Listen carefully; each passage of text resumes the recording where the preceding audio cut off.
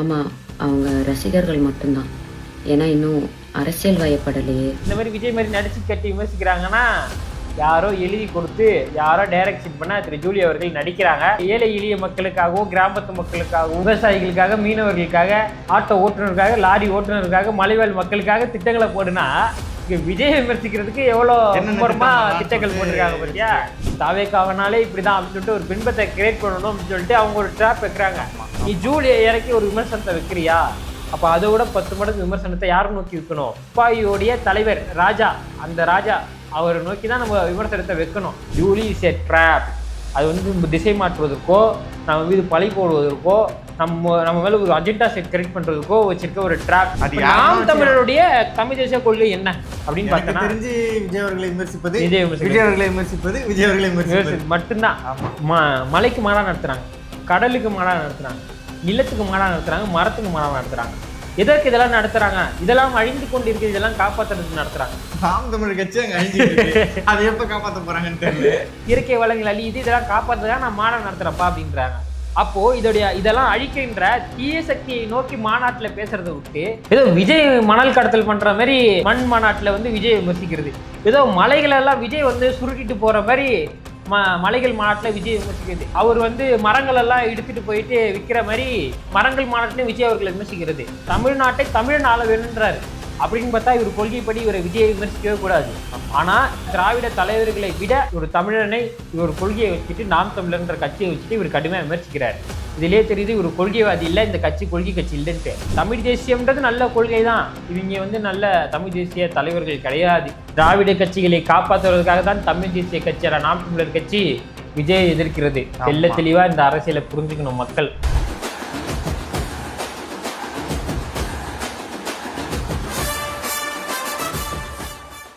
பீஷ்ணர்களுக்கு வணக்கம். அதாவது தமிழ்நாட்டில் என்னென்ன திட்டங்களை போட்டு மக்களுக்கு நல்லது செய்யலாம், அடித்தட்டு மக்களுக்கு என்னென்ன திட்டங்கள் மூலியம் நல்லது செய்யலாம் அப்படின்னு சொல்லி யோசிக்கிறத விட யார் யாரை வச்சு விஜய் அவர்களை விமர்சிக்கலாம், எப்படி விமர்சிக்கலாம் அப்படின்னு சொல்லிட்டு முழு நேரமாக விஜய் அவர்களையும் தாவேக்காவையும் எதிர்ப்பதையே முழு நேர வேலையாக செய்து கொண்டிருக்கிறது தீய சக்தி. ஆமாம், அது ஒரு ரிகர்சலாக ஒரு ப்ராடக்டை ஒன்று லான்ச் பண்ணியிருக்கிறாங்க. விஷ பாட்டில் 2025 மாடல் தான் வைஷ்ணவி. அதுக்கு முன்னாடி சீனியர் ஒருத்தவங்க இருக்கிறாங்க, ஓல்டு விஷ பாட்டில், அவங்கள வந்து களை அரைக்கிறாங்க. யாருன்னு பார்த்தோன்னா ஜூலி அவர்கள். ஆமாம், அந்த காலத்திலே அப்படி இப்போ சொல்லவா வேணும் அப்படின்ற மாதிரி தொடர்ந்து விஜய் அவர்களை விமர்சித்து வீடியோ போட்டுட்டு இருக்கிறாங்க. அதாவது சினிமாவில் மேக்ஸிமம் எல்லாரும் ஒரு வீடியோ போட்டுட்டு ஓடிடுவாங்க. அது ஒரு மானம் இல்லை, ஒருத்தங்கன்னா போயிடுவாங்க. ஆமாம், எனக்கு எதை பற்றியுமே கவலை இல்லைன்னு சொல்லிட்டு 2வது வீடியோ வேற போட்டுருக்காங்க தைரியம். ஆமாம், அவங்க ரசிகர்கள் மட்டும்தான். ஏன்னா இன்னும் அரசியல் வயப்படலையே, அதுக்காக பயந்து நான் அந்த வீடியோவை டிலீட் பண்ணவும் மாட்டேன், என் கருத்துக்கள்ல இருந்து பின்வாங்கவும் மாட்டேன். இந்த வீடியோவை பார்த்தாலே நமக்கு தெல்ல தெளிவாக புரியுது, அவங்க பேசுகிற வார்த்தைகள் எல்லாமே யாரோ ஒருத்தவங்க எழுதி கொடுத்து யாரோ ஒருத்தவங்க டைரக்ஷன் பண்ணி பேசப்படுறது நமக்கு தெல்ல தெளிவா தெரியுது. ஜூலிக்கு அவ்வளவு மூளை இல்லைன்னு தமிழக மக்கள் அனைவருக்கும் தெரிந்த விஷயம். ஜூலிக்கு மூளையே கிடையாது, மூளையே இல்லை அப்படின்ற போது இவ்வளோ தெல்ல தெளிவா விமர்சிக்குது. இந்த மாதிரி விஜய் மாதிரி நடிச்சு கட்டி விமர்சிக்கிறாங்கன்னா யாரோ எழுதி கொடுத்து யாரோ டைரக்ஷன் பண்ண திரு ஜூலி அவர்கள் நடிக்கிறாங்க. இதே போல சினிமாவில் நலிவடைந்த அப்புறம் நெகட்டிவாக ஃபேம் ஆகி டவுன் ஆன மார்க்கெட் இல்லாத சின்ன திரை சில நட்சத்திரங்களையும் பெரிய திரையில் இருக்கிற சில பேரையும் வைத்து விஜய் அவர்களை விமர்சிக்க பல்லாயிரம் கோடி பிளான் வந்து போட்டிருக்கிறாங்க. இதை கொஞ்சமாவது மக்கள் நல்ல யோசிச்சிருக்கலாம், நடந்துக்கும், தமிழ்நாடு நல்லா இருந்திருக்கும். அதாவது ஏழை எளிய மக்களுக்காகவும் கிராமத்து மக்களுக்காகவும் விவசாயிகளுக்காக மீனவர்களுக்காக ஆட்டோ ஓட்டுநருக்காக லாரி ஓட்டுநருக்காக மலைவாழ் மக்களுக்காக திட்டங்களை போடுனா இங்க விஜய் விமர்சிக்கிறதுக்கு எவ்வளோ மும்முரமா திட்டங்கள் போட்டிருக்காங்க பார்த்தியா. அதாவது உங்க எல்லாருக்கும் தெரிஞ்சது வந்து உங்கள் கனவு காணுங்கள் ஸ்டாலின் உங்களுக்கான திட்டம் தான் தெரியும். ஆமா, அதாவது விஜய் விமர்சனிக்கும் திட்டம் சொல்லிட்டு ஒன்று ரொம்ப நாளாக பண்ணிட்டு இருக்காரு. ஆமாம், அந்த திட்டத்தோட ஒரு செக்கிங் தான் வந்து ஜூலி. இப்போ ஜூலியை தொடர்ந்து பல நட்சத்திரங்கள் நலிவடைந்த நெகட்டிவாக ஃபேம் ஆகி டவுன் ஆகின மார்க்கெட் இல்லாத பல நட்சத்திரங்கள் வர தயாராக இருக்கிறாங்க. யார் வந்தாலும் போட்டு பொழக்கிறதுக்கு இங்கே ஒரு ஆர்மியே காத்து இருக்குது, விர்ச்சுவல் வாரியர்ஸ் ஆர்மியே காத்து. யார் வந்தாலும் சரி அவங்க ஜாதகத்தை எடுத்து அவங்களை போட்டு அவங்க யார் என்னன்னு பார்க்க மாட்டாங்க, முழு பயோடேட்டாவே எடுத்து பொலன்னு பொழப்பாங்க. ஜூலி அப்படி பொழக்கப்பட்டார். ஜூலி வந்து ஒரு ட்ராப், ஜூலி மாதிரி நிறைய ட்ராப் செட் பண்ணுவாங்க, அதில் போய் விழுந்துடாதீங்க. ஜூலி மாதிரி ஆட்களுக்கெல்லாம் எவ்வளோ விமர்சனம் வைத்தாலும் அவங்களுக்கு வந்து அது வந்து எந்த ஒரு பாதிப்பும் அவங்களுக்கு ஏற்படுத்தாது. மனதளவில் அவங்க வந்து அந்த மாதிரி விமர்சனம் பட்டு தான் இவ்வளவு தூரம் வந்திருக்கிறாங்க. ஸோ அவங்களுக்கு அது பெருசா நம்ம வந்து அவங்களுக்கு பாதிப்பு ஏற்படுத்தக்கூடாது. ஏன்னா வந்து நம்ம ரியாக்ட் பண்ணிட்டோம்னு வச்சுங்களேன், நம்மளோட கெட்ட வார்த்தைகள் எதனா போயிட்டு அவங்க பேசணுன்றதுக்காக தான். அதுதான் என்ன ட்ராப்னா, அவங்க வந்து நம்மளை வந்து ட்ரிகர் பண்ணுவாங்க, நம்ம வந்து எமோஷ்னலாக ஹர்ட் ஆகி நம்ம வந்து ரியாக்ஷன் பண்ணுவோம். அவங்கள வந்து எதனா கெட்ட வார்த்தையில திட்டாலோ, அவங்கள வந்து அபியூசிவாக பேசிட்டாலோ, ஒரு காணொலியாக பதிவிட்டு வீடியோ போட்டாலும் சரி, அதுதான் ட்ராப். இப்படிதான் விஜய் வாரிசுனாலே இப்படிதான், விஜய் ரசிகர்களாலே இப்படிதான், விஜய் தொண்டர்களாலே இப்படிதான், தாவேக்கானாலே இப்படிதான் அப்படின்னு சொல்லிட்டு சொல்றதுக்காக தான் இவ்வளவு ஒரு பின்பத்தை கிரியேட் பண்ணலாம். அதுதான் உங்களை வந்து வாடா சண்டைக்கு வாடான்னு கூப்பிடுறது. விஜய் அண்ணா எங்க இருக்காங்க, ஜூலி எங்க இருக்காங்க? ஆமா, ஜூலி இங்க இருக்கிறாங்க, விஜய் அண்ணா எங்கேயோ இருக்கிறாரு. அந்த மாதிரி ஒரு நபரை வச்சு விஜய் அவர்களை மிச்சிட்டா நமக்குலாம் ரொம்ப கோபம் வரும். கோபத்தோட உச்சத்துக்கே போய் நம்ம எமோஷனலா எதனா பேசிடுவோம். அதுதான் உங்களோட பிளானே. அப்படி நீ திட்டணும், தாவேக்காவனாலே இப்படிதான் அப்படின்னு சொல்லிட்டு ஒரு பின்பத்தை கிரியேட் பண்ணணும் அப்படின்னு சொல்லிட்டு அவங்க ஒரு ட்ராப் வைக்கிறாங்க. நம்ம தெளிவா என்ன பண்ணணும், அரசியல் ரீதியான விமர்சனத்தை வைக்கணும். இதை கேட்குறியே, அப்ப இதையும் கேட்குறியா அப்படின்னு சொல்லிட்டு நம்ம கேட்கணும். அது என்னென்ன அதை கேட்கணுன்றத பின்னாடி சொல்றோம். அப்ப நீ ஆதரிக்கக்கூடிய கட்சி உன்னோட கொள்கைப்படி சென்றுச்சா, இப்போ உன்னுடைய கூட்டத்தில் எதுவும் அசம்பாவிதமே நடக்கலையா அப்படின்ற மாதிரி அது எந்த கட்சி சார்ந்து பேசுதோ அதற்கேற்ற கேள்விகளை நம்ம கேட்கணும். இது ஒரு ட்ராப்பு. தாவேக்கா உறவுகள் இது வந்து ஒரு செஸ் கேம் மாதிரி வச்சுக்கணும். ஜூலின்ற ஒரு சிப்பாயை வந்து திமுக வந்து முன்னாடி எடுத்துச்சுன்னா நம்மளும் சிப்பாயை தான் எடுக்கணுமே தவிர ராஜாவை எடுக்கக்கூடாது.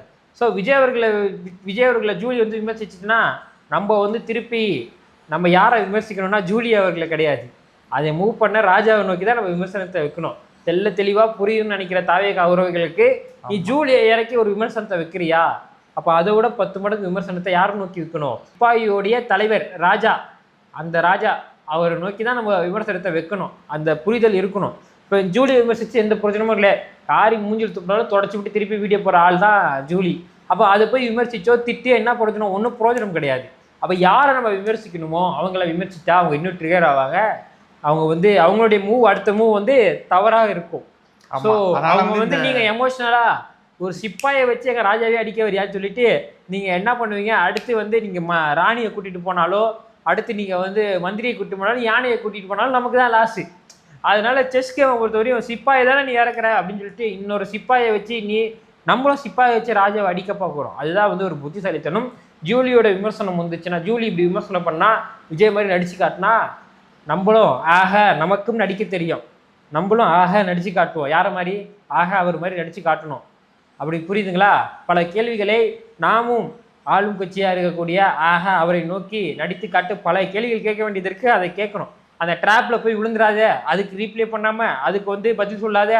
நம்ம தெளிவான அரசியலை நம்ம பண்ணணும், மக்களுக்கான அரசியலை பண்ணணும். இந்த ஆட்சி என்னென்னத்தெல்லாம் கோட்டை விட்டுச்சு, இந்த ஆட்சி என்னென்ன தவறுகளை செஞ்சுது, இந்த ஆட்சி என்ன கொடுமைகள் இந்த ஆட்சி நடந்துட்டு இருக்கிறது தான் நம்ம பேசணும். அதுக்கு தான் நம்ம அரசியல் வந்திருக்கோம். ஜூலிக்கு ரீப்ளே பண்ணுவோம், ஜூலி திட்டவும் நம்ம அரசியலுக்கு வரல. Julie is a drop. அது வந்து திசை மாற்றுவதற்கோ, நம்ம மீது பழி போடுவதற்கோ, நம்ம மேலே ஒரு அஜெண்டா செட் கரெக்ட் பண்ணுறதுக்கோ வச்சிருக்க ஒரு ட்ராப். அது போல் பல சிப்பாய்களை வந்து தயார் செய்து கொண்டிருக்கிறது தீய சக்தி. அதனால நம்ம அந்த ட்ராப்பில் எவ்வளோ வேணாம். அடுத்து இன்னொரு ட்ராப்பை பார்ப்போமே. அடுத்து செஸ் கேமில் அந்த தீய சக்தி என்ன பண்ணுது, ஒரு குதிரையை இறக்குது. அந்த குதிரை வேற யாரும் இல்லை, சாட்டை துரைமுருகன் தான். நேரத்துக்கு ஏற்ற மாதிரி வளைந்து நெளிந்து கொடுக்கக்கூடிய நபர் திரு சாட்டை துரைமுருகன் அவர்கள். குதிரையோட மூவ் என்னன்னா எல் ஷேப். ஆமா, இவரோட மூவ் என்னன்னா எல்லாத்துக்கும் போவாரு, எல்லா ஷேப்புக்கும் போவாரு. 8 போடுவார், ரவுண்டு போடுவார், எல்லாமே போடக்கூடிய நபர். அதாவது தனக்கு ஒரு ஆபத்துனா எப்படி வேணா மூவ் ஆகக்கூடிய தன்மை வாய்ந்தவர் தான் திரு சாட்டை துரைமுருகன் அவர்கள். அவரை பத்தி சொல்லணும், சாட்டை துரைமுருகன் தான், வேற யாருமே கிடையாது. அவரு மிகப்பெரிய ஒரு கேமை இந்த எலெக்ஷன்ல பிளே பண்ணிட்டு இருக்காரு. அவரு பிளே பண்ணல, அவரை வச்சு பிளே பண்ணிட்டு இருக்கிறாங்க. அதாவது அவருக்கு பிளே பண்ணிருக்காங்க. கரெக்டா சொல்றேன். அதாவது அவருக்கு பிளே பண்ணிட்டு இருக்கிறாங்க தீய சக்தி. அந்த குதிரை வேற ஒரு கட்சியை சேர்ந்தது, அதுக்காக தான் ஆடணும். ஆனா அந்த கேம்லயே அந்த கேம்லயே அந்த ராஜா இல்லாத காரணத்தினால் குதிரையை மட்டும் கடனை வாங்கி யூஸ் பண்ணிக்கிறாங்க அந்த தீய சக்தி. அதோடைய ஆட்டத்தை அந்த குதிரை திறமையாகவும் நல்லா புத்திசாலித்தனமாகவும் விளங்கிட்டு இருக்குது. இப்போ நம்மளோட மூவ் எப்படி இருக்குது அப்படின்றத பொறுத்து தான் அந்த குதிரையை நம்ம அவுட் ஆக்க முடியும். அது இல்லை சுற்றி அதே டைடாகி மயக்க மட்டும் விழுந்துருவா. இப்போ சாட்டை துரைமுருகன் என்ன பண்ணுறாரு, அவருடைய அஜெண்டா இந்த அரசியலில் என்ன அப்படின்னா, இந்த எலெக்ஷனில் என்னன்னா விஜய் அவர்களை காலி பண்ணணும், விஜய் அவர்களை விமர்சிக்கணும். முழு அஜெண்டாவே அதுதான். தமிழ் தேசியத்தை காப்பாற்ற வேண்டும், தமிழர்களை காப்பாற்ற வேண்டும், பிரபாகரன் புகழை உயர்த்த வேண்டும், தமிழக மக்களுக்காக அரசியல் செய்ய வேண்டும், எந்த மண்ணாங்கட்டியும் கிடையாது. காசை வாங்கிக்கிட்டு விஜய் அவர்களை விமர்சிக்கணும். இவங்க காசை வாங்கிட்டு அப்பப்போ அவங்க கொள்கையை மாற்றிப்பாங்க. அந்த மாதிரி இந்த இன்னைக்கு வந்து அவங்களோட கொள்கை என்னன்னா, தமிழ் திமுக அதாவது நாம் தமிழருடைய தமிழ் தேசிய இன்றைய கொள்கை விஜய் எதிர்ப்பது தான். விஜய் ஒரு தமிழனா இருந்தாலும் விஜய் எதிர்ப்பதா தமிழ் தேசிய கொள்கை இல்ல. அவங்க ரெகுலரா அதை பண்ணிட்டு இருக்க ஒரு கொள்கை தான். தொடர்ந்து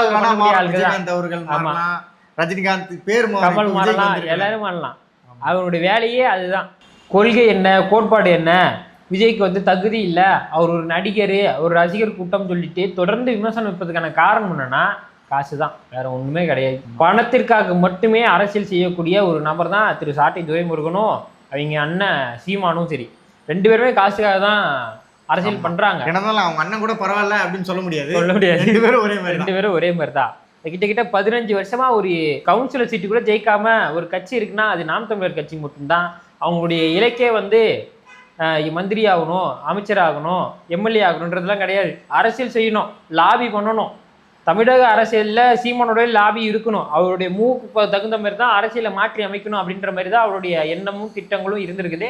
இந்த அரசியல்லையும் அவர் அதே மாதிரி தான் பண்றாரு. ஆமா, எனக்கு தெரிஞ்சாலும் இந்த 26 அவர் காணாம போயிடுவார். அவருடைய தொடர்ந்து அவருடைய முகத்திரை கிழிக்கப்பட்டுக்கிட்டே இருக்கு. திரு சீமான் அவர்களுடைய முகத்திரை தொடர்ந்து கிழிக்கப்பட்டுக்கிட்டே இருக்குது.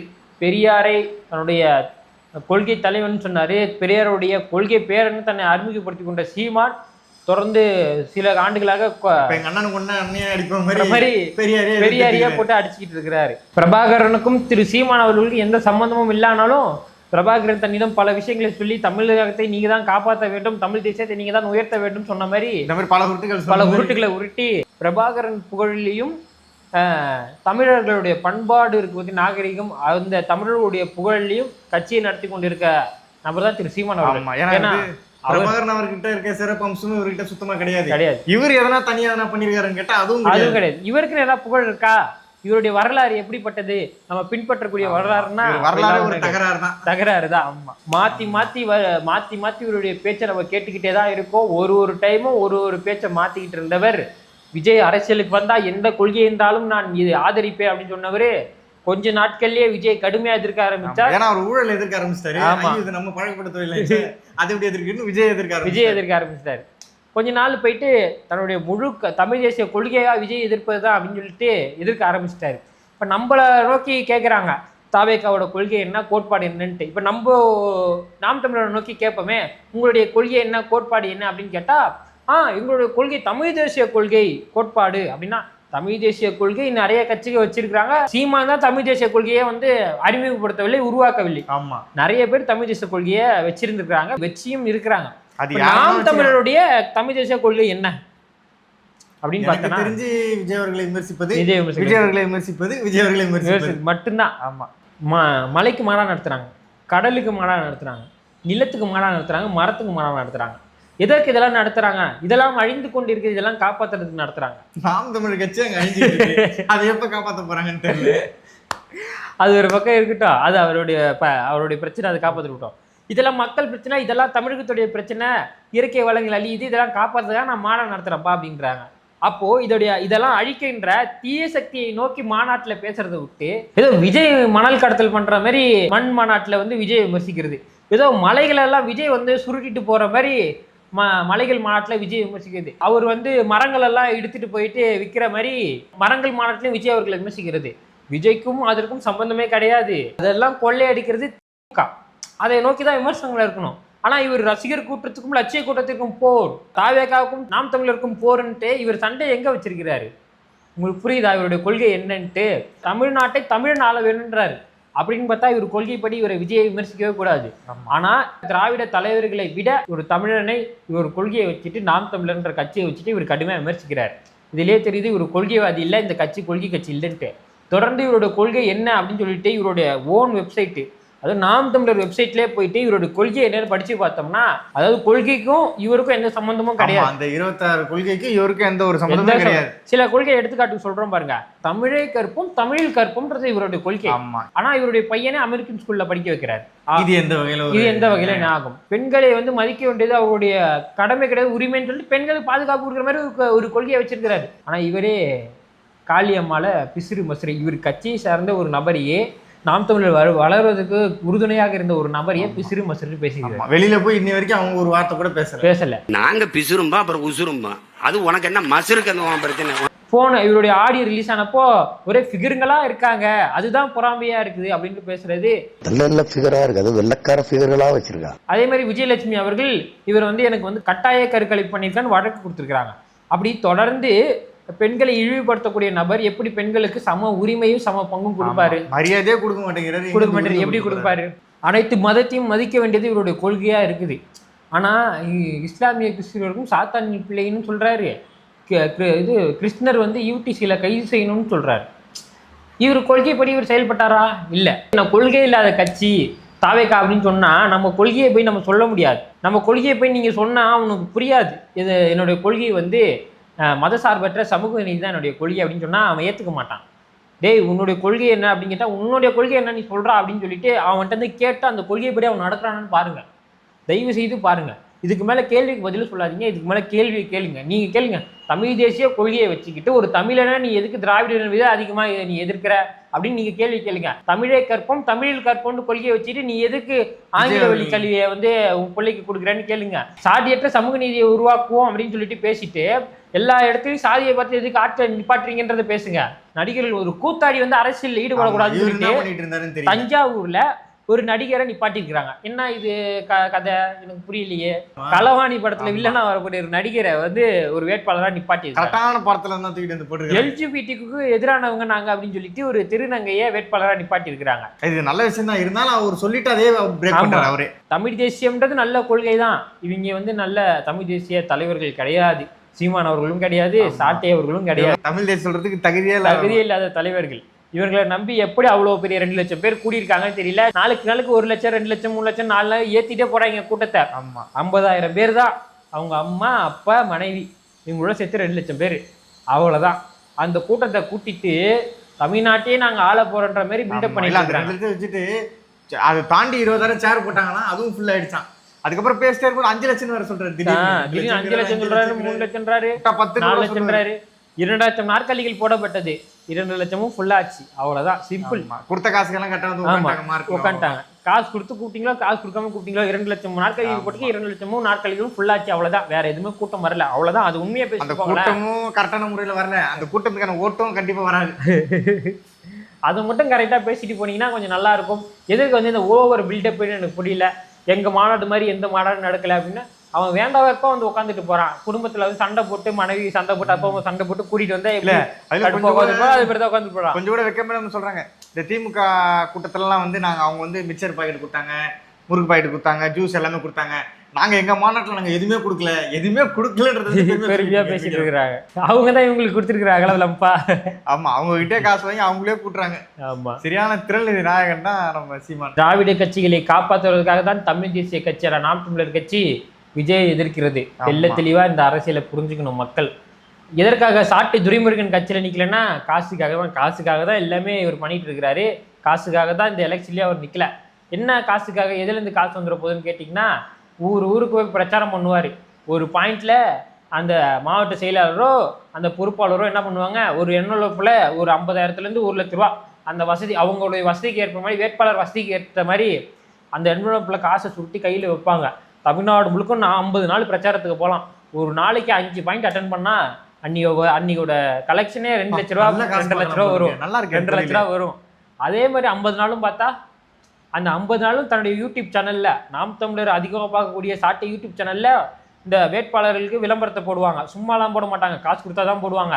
அதுக்கு ஒரு விளம்பரத்துக்கு 50,000 பண்ணா அது ஒரு பக்கம் ஒரு நாளைக்கு. அப்படி ஒரு நாளைக்கே 5 லட்சத்துலேருந்து 10 லட்ச ரூபா வரையும் மினிமம் சம்பாதிக்கக்கூடிய சாட்டை துரைமுருகன் இந்த 50 நாட்களும் எலெக்ஷன் ஆகக்கூடிய 50 நாட்களும் சம்பாதிக்கக்கூடிய சம்பாத்தியத்தை விட்டுட்டு ஜெயிக்கவே மாட்டேன்னு தெரிஞ்சு எதுக்கு இப்போ எலெக்ஷன்ல நிக்க போறாரு? ஆமா, எலெக்ஷன்ல என்ன ஓட்டு தான் வரும்.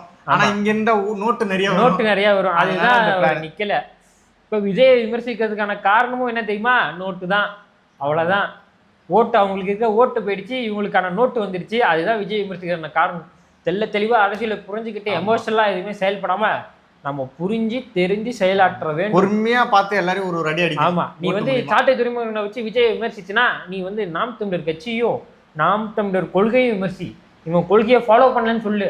இவன் எந்த கொள்கையை ஃபாலோ பண்ணாலும் எடுத்துக்காட்டா எடுத்து போடு, எல்லாத்தையும் போடு. இவனை விமர்சித்து இவனுக்கு ஒரு பிரயோஜனமும் இல்லை.